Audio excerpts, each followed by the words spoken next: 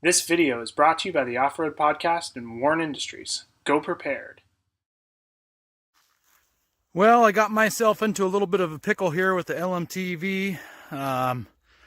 Just kind of smashing some brush down, trying to prep for a future motorcycle track for my nephews and my son. And anyways, where I'm driving the LMTV, there's a little bit of a marshy area. It hasn't dried out, and the LMTV just does not do good with zero traction like mud or ice. So she's kind of stuck down there. Luckily, always carry a backup. I've got my Nissan. We're going to go ahead and spool out some winch line. I've already got my snatch block set up. I just got a brand new toy from Warren. This is the Warren Epic Sidewinder. It's a closed loop winching system. My winch is rated for 10,000 pounds, so that's why we've got the snatch block. We're going to spool out some line, head on over to the truck so we can get it out. So we've got the D-ring here on the back of the LMTV. To that we will attach my soft shackle. I'm going to have to, unfortunately, pause it because I can't put a snatch block on with one hand holding the camera and one hand holding the snatch block. You can see here I got the snatch block set up. The synthetic shackle is rated for either 44 or 48,000 pounds, so it'll have no problem with this load. I've used these shackles on the LMTV before, towing it out with my Nissan. You can see a little bit of fraying here going on. That's just a protective sleeve to protect the actual synthetic rope portion. So doing fine. It's got lots of use on it. Well, I didn't even get halfway back to my truck, and you can see off in the distance that red portion of my synthetic rope. That means I am out of rope on the drum. I'm going to have to spool some of that back in. The good news is I've got a winch extension we're going to get connected up now. All right, so we're going to connect the end of my winch line extension, which is the blue rope. That was a winch rope that came on a previous winch I had. I'm just going to slip it in this pin. It works just like a shackle. Slide that shackle in, tighten her down, get it snug, back it off a quarter turn or so. We're ready to boogie. We're going to stretch that line back to the truck, suck some in, and get to tugging. All right, this end you can see got attached with a soft shackle to my recovery point under there. I guess I didn't have to use a soft shackle on that. I had that pre-installed because I thought the Sidewinder would connect on it. At some point, the Sidewinder might connect onto that, so we'll see where we get. Next step here, I'm going to spool in this wire, take up the little bit of slack we have on the ground. As you can see, I was mentioning earlier, you can see on the drum down in there, it's not focusing that good, but there we go. You can see it's full on that side of the drum, but down in there we got a naked drum. You don't want to pull with no rope on your drum or without at least a full coil of rope. All right, here you can see we're getting ready to do the double line pull, connected from my Nissan back to my Nissan, hooked on the back of the LMTV. As it sits right now, it weighs just shy of 18,000 pounds. Got the 10,000 pound snatch block down there, doubling our 10,000 pound winch. We've now got 20,000 pounds of pulling. Shouldn't need that much because it's not like stuck up to the axles. It just can't get any traction. So we'll get that bad boy in reverse and try to pull it out in neutral. I'm sorry, not in reverse. Put it in neutral, try to pull it out in neutral. Got a buddy coming. If he gets here soon enough, I'll put him in the cab and have him put it in reverse, and he can add some wheel spin while I tug it backwards. You can see here, tires, they kind of look buried up to the axles. It's mostly just because it dug down a little bit. There's water and lots of goopy mud down there. Not really having a good time getting traction. Well, something unexpected happened, and this is why we stay out of the way. The older winch line that I had uses a extension broke. You can see right here it pulled apart. You can see the Epic Sidewinder, big chunk of metal all the way down here, which is probably 45 feet from my truck. The Epic Sidewinder wasn't all the way to my truck, but it was within 5 feet of the back of the truck when it broke loose. So got to be careful of stored energy. I'm glad that I had the synthetic rope.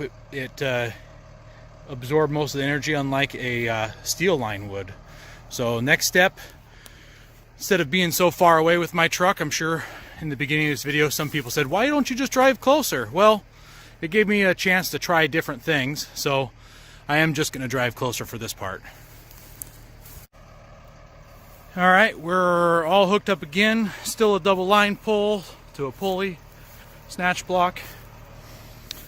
Just the worn Spydura rope this time. Pulling straight from the truck, no extensions.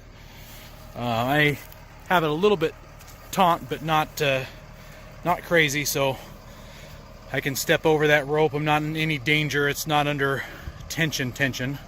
So I'm gonna get over here, climb in the cab behind a little bit of steel and glass, and give us another shot. So I'm doing this recovery solo right now. My buddy hasn't shown up yet, but as you can see, I'm getting pulled forward. I'm pretty sure the truck is also moving backwards as I'm going forward. So it'd be nice to have someone in the truck with it in reverse, spinning the wheels a little, helping out some. He just showed up. You can see him just up over there. We'll call him John Smith. John Smith is emptying his bladder and just showed up in his Hummer. Well, now I'm getting nervous. You can see that's where my front tire started, is where my back tire currently is. It dug in for a little bit, drug for a whole lot. That's 20,000 pounds of pulling.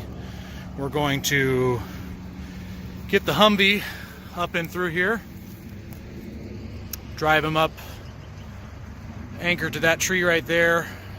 The tree's not going to do much, but we'll have the weight of the Humvee to anchor to the back of my truck also. So we've got the Humvee nosed up against that tree. We've got a tree strap, of all things, connecting it to the tree, just for a little extra. Another strap down here to the back of the Nissan, attached into my recovery point. We're going to suck up some winch line and try it again. Alright, well, after the tail hold, we had superior grip from the trucks. Unfortunately, my synthetic line broke on the tug, which really sucks because it happened about at a halfway point with the rope. So the rope is now half as long. But you can see, here's where it landed after all the tension, over 20,000 pounds of tension. There's the back of the truck. There's the line. That is 8 to 10 feet, so of probably 40 feet. It collected all that energy and fell to the ground like a good winch rope should. All right, we're finally making some progress here. Slowly winching it backwards. Repaired the winch line after it broke. I've heard it make some twang sounds again. I said, screw it. If it breaks, it breaks. It's already broken once. So we're slowly inching that bad boy backwards. I'm glad I've got that tail hold behind me. I don't know if you can tell in the video, but it is moving.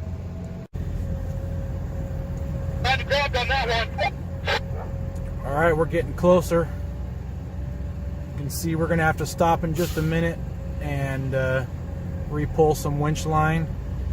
It's about to get that knot that I had to, well, it's not a knot, but I used my fast fid, Factor 55 fast fid to repair the winch line there. Gonna have to stop in just a minute and pull the winch line back out so we can not suck that knot inside the thing, inside the snatch block. All right, that's about it. This is where it broke, and I used my Factor 55 fast fid to splice it, and it tucks through and back out and then back in, and you can see how the rope is really fat and then it gets thin again. That's the tail of that splice going all the way through there to splice that line. It looks kind of dangerous. I'm standing next to a line under tension, but I actually spooled it out while we are letting it cool down, just to keep some tension off of things. All right, we got it out. The little Nissan and worn winch that could. It's 9:30 at night, so you can't see much other than the headlights. We got it pulled out. Started getting it going with that last little bit. I had to back up. You can see I backed all the way up to the Hummer to give him clearance in front of me. We're going to take a quick walk around to the front of this bad boy. I'll show you if we can see. The headlights will provide enough light here. Kind of what we got stuck in. Might have to show you this in the morning. But yeah, I think we're going to have to show you in the morning. Well, it's daylight out. You can see clearly this is where the LMTV was stuck. The brush on either side prior to driving through here was the same height brush. Doesn't look that high because the camera footage never really shows you really how tall or steep or sideways things are, but it was as tall as the cab when I was down in here. And I'm sure you saw at the beginning of the video that the road, which I just approached from, is right there. Why didn't I just drive out? Well, you can see here, it is quite a steep getting up and out of there, and my tire was running right into that front of that culvert. So it doesn't look very big because it's currently full of water, but it wasn't full of water when I was in there, if you remember from the earlier videos. So another thing I'm really bummed out about is that it did fill up with water, because over here on this side and on this side where the tires were, it was 2.5 to 3 feet deep mud ruts. I totally underestimated how deep it really was. So it felt like firm mud. I'm going to try to walk through here. Felt like pretty firm mud, but clearly it wasn't. And you can see all those scrape marks also. That's the underside of the truck as it's dragging its way through here. So literally had to pull that thing out of here the whole way. Keep going here, almost to the back. And turn around and look at it from the other direction. So yeah, quite the fiasco.